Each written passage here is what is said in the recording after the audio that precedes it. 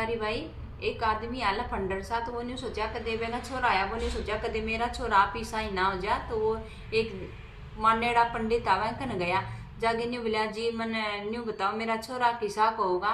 बोला एक उपाय करना पड़ा बोलिया के। वो भी पंडित ना घर लिया आया। तो वे न्यू बोलिया उरे एक तो गीता दर दे, एक पेंसिल दर दे, एक बंदूक दर दे, और एक भाई फिल्मी छोरिया की फोटो दर दे। फिर देखांगे तेरा छोरा के बनागा, जो वो उठाओगा नहीं वो ही बनागा। तो भाई वो 2 साल का छोरा मैंने भीतर बांट दिया, और आप झगड़ा मार कर देखा दोनों। तो भाई जानता ही वो छोरा पहले तो गीता ही नहीं, वह तो खाक में गाल ली, वो राज्य जन पड़ेगा। फिर पहना नहीं, वो गोज में गाल लिया। और भाई वो तो बैठ गए कुर्सी पर है, और जो पिस्तौल लानी वो हाथ में ले गए और बैठ गए कुर्सी पर है, और फिल्मी फोटो देखने लग गया। तो बाप तो चिंतित हो गया, पंडित का देखा। पंडित ने बोला ये तो सारी चीज ठाली के बनागा। बोले भाई बहुत चिंता की बात है, ये तो राम रहीम के लक्षण है।